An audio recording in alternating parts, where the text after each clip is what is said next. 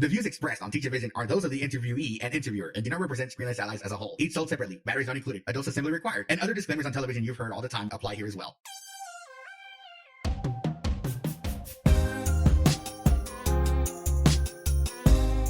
Hello there, and welcome to Teachavision, where everyone has a different vision of learning. Episode number 12. My name is Jose Briseño, and today we're back to the interviews. This time, someone returns, but she's not alone. Introducing Courtney Greer, the one that actually kicked off Teachavision, and she's back again. But this time, she brings one of her students with her. Don't worry, we got all the permissions we needed before we could do this interview. So thank you to the family of the student, thanks to Courtney and the student, Ivan Rodriguez, for allowing me to interview both of them. Today, we're going to discuss the student-teacher relationship these two have, along with some advice for teachers of the visually impaired to make a better student relationship. Also, a bit of a story about robotics. All that and more on this episode of Teachavision by Screenless Allies.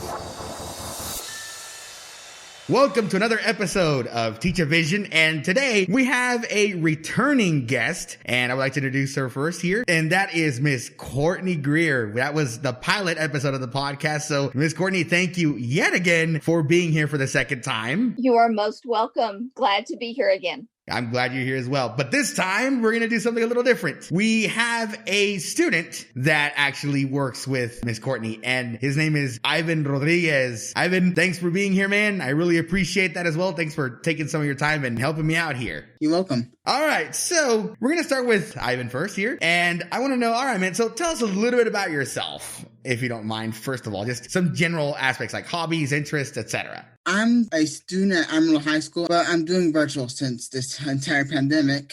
Are you totally blind? Are you low vision? I'm just low vision. I can see well. What are your hobbies? Well, I'm actually a piano player, which I haven't played since school's been so packed. So you are a student of Miss Courtney's. So tell me, what is it like working with her? When did y'all guys start working, and what has been your experience? It's been a long time. I don't even remember. Probably since 2015, 2014. I don't even know. It's been a while. I think we've been working together since about 2015. And I first met Ivan at a group skills training when he was in middle school. All right, Ivan, what's it like working with Miss Greer? It's pretty nice, which we've only worked on it from middle school, high school a little bit, but this time it's just a blip or two. That's it. What way do you prefer to learn new skills that she teaches you? Are you a tactile learner? Are you a visual learner? What is the best way that you are learning from these skills? To be honest, I'm more of a technology learner, and I'm kind of a visual learner because I'm trying to get what I can out of my vision. You're more into the technology side of things. You're more into learning technology than anything else.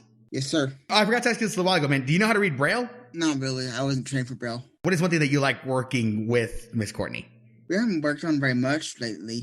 Right, Ms. Greer? We have not worked a lot this year, largely because Ivan is one of my top students in terms of technology. He's worked really hard leading up to now, and we're moving more to a consultative model where he's taking the lead and I'm just supporting him. All right, man, tell me a little bit about how you work in your classes. Like, what are some accommodations that you have in your classes? For tests, I know that I have extra time. Now, obviously, with the technology, you use things like magnification software so you can see a little bit better, right? Yes, and when I'm doing in-school testing, I have a CCTV. Miss Courtney, to you, for the people that don't know what it is, what is a CCTV? A CCTV is a closed-circuit television device that allows a student with a visual impairment to magnify information both at near and distance. The one Ivan uses in particular has a 360-degree camera so that he can point the camera at the teacher or at the smartboard or wherever he needs to. He can take photographs of what's on the board and then magnify them. He can also do that for his near vision work. So a worksheet, a piece of paper, a note, anything like that. Are those TVs, would you say they're pretty big? What would you say the size of one would be? I think they range in size. I've worked with some pretty big ones and some fairly small and compact ones. The current one that most of my students use, the screen is probably the size of a tablet, like an iPad. Ivan's screen is more like probably at least a 17-inch monitor. Mine is like almost like a briefcase or a satchel. It's kind of like where it has a handle on that you can grab on it In the show notes, we'll definitely post a link to those so that way people can look at a picture for those as well. All right, so let's turn over to Miss Courtney now. The first question for you is, I know you said you were in a consulting basis with Ivan, but when you first started, what was it like working with him? Ivan has always had very definite opinions about things and what he wanted to do and where he wanted to go with his life skills. So he's always had a very strong personality. That definitely helps at first, doesn't it? Yes, it's very beneficial to have that strong sense of self. Would you say he was also independent when you first met him, or would you say that needed a little bit of work? I would say that he's grown more independent over the years I've worked with him. You mentioned on the very first episode that you guys worked with robotics. This is a student that you worked with robotics on. So either you or Ivan or both of you can tell us a little bit about what was it like working in robotics for you? Actually, I'll ask Ms. Courtney first of how were you able to find software that was accessible, or did you have to adapt it? Give us a bit of a rundown of how that worked. First, we started out with, it was a long time ago when I got this computer that I'm using on this interview. I used my first programming software with this. It was at some sort of competition. You remember, Courtney? The first thing I had Ivan do when we started this, because he was interested in programming, is we did just a game, a Lego robotics game on his phone. Then we got into the first robot build, and then we had an actual training when I worked with Texas Workforce Commission Blind Services for all of our students, and they got laptops and complete robot sets with the programming software on it. And it's actually Lego Mindstorm software that they use to do that. And then they connect through a USB cord. The Mindstorm, was it accessible with screen readers, or did you have to do a lot of eyes for that? Did you have to be his eyes? Yeah, it was kind of an eye strain. The screen was very small, like probably even smaller than, I don't know, probably like Walmart keypad screens. Miss Courtney was doing most of the hard building, but I was doing part of programming. What did y'all make it do? Did y'all make it walk? How did it feel with that accomplishment? We made it move. We gave it some treads to walk on. We even gave it a little blaster, and it shoots far, by the way. Oh, wow. Do you still have that robot? It's probably dismantled in my kit somewhere. I don't even remember. For you, Miss Courtney, having the ability to build that with Ivan, what was it like for you? How did you enjoy that when you finally got it to move and shoot fire? It was very rewarding. I think Ivan took to the programming part very quickly. We had to do some tactile skills with him because the screen on the actual robot that you had to press to get the program loaded was very small and hard to read. But he was probably one of the most proficient programmers I ever worked with. What was something that you really like that he did that you had no trouble with, or that was easier for you to work with him? I think Ivan and I would both agree anytime we were working on technology, that was just a natural fit for him. He really enjoyed that aspect of things and took off with it. Would you say that robotics was definitely the biggest accomplishment in regards to teaching something to him? I would say that was one of the big ones for him, was the robotics. I think it gave him a lot of confidence. What is something that people could learn from watching y'all two work together? I think anytime you're dealing in education with any student, it is all about the relationship. You build that relationship and you cultivate that relationship, and that kind of carries you through any difficulties. Have y'all ever collided in regard to maybe accommodation or technology use, anything like that?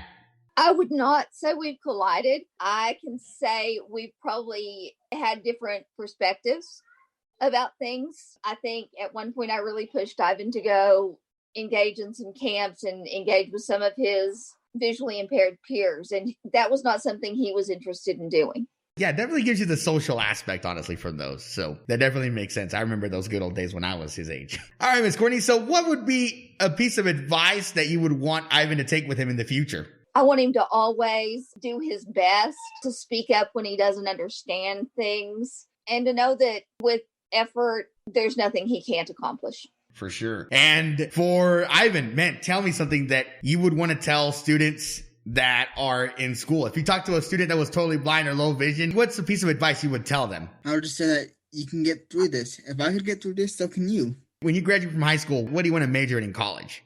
I think I want to just be a programmer, pretty much. Do you want to work for a big company, or do you want to get a business started, or what would you like to do? I think I want to get a business started. Cool, man. That definitely is pretty cool. And I know you could definitely do that. You definitely can. You guys, I'll definitely answer a lot of my questions, and I really appreciate it. It was definitely a short episode this time around, but I hope that you guys have learned quite a bit. So, Ivan, any last thoughts, man? Any last thoughts before we close off? I think we're good.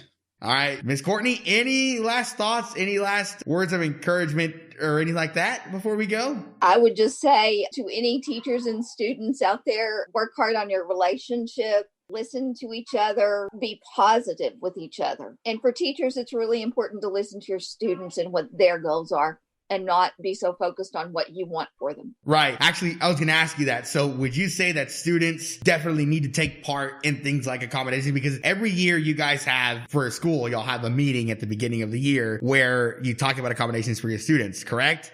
Well, ARD meetings come up at least once a year, and Ivan is really good since he's been in high school about taking the lead in that meeting. Okay. Would you say that that's a very important skill for a student to have?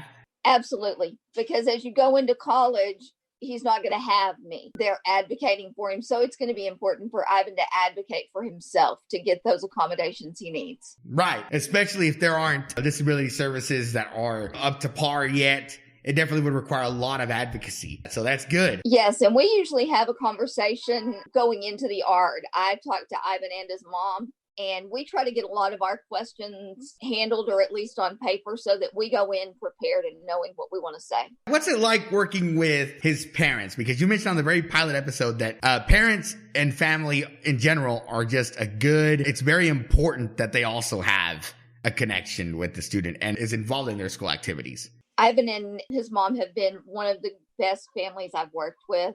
Both of them reach out to me at times. I reach out to them at times. We've built that relationship and that rapport over years.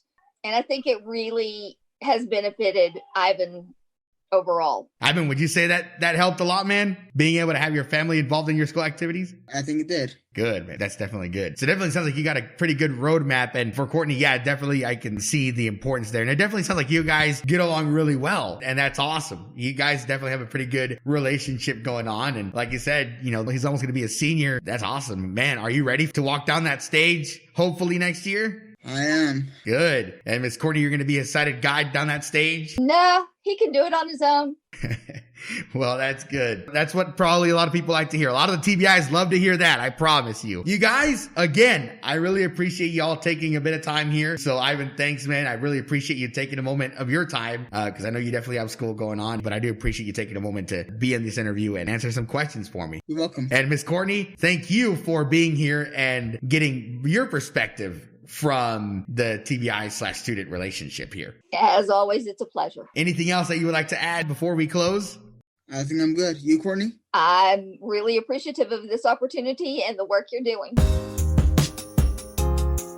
Thank you for joining us for this edition of Teachavision by Screenless Allies. We'll see you on the next one. Meanwhile, you can check out our website at screenlessallies.com. SCREENLESSALLIES.com. Check out our Facebook, facebook.com/ScreenlessAlliesOfficial. And most importantly, please tell your friends about us. And if you have any suggestions or comments or questions, you can definitely email those to info@screenlessallies.com. We'll see you next time, and thank you for listening.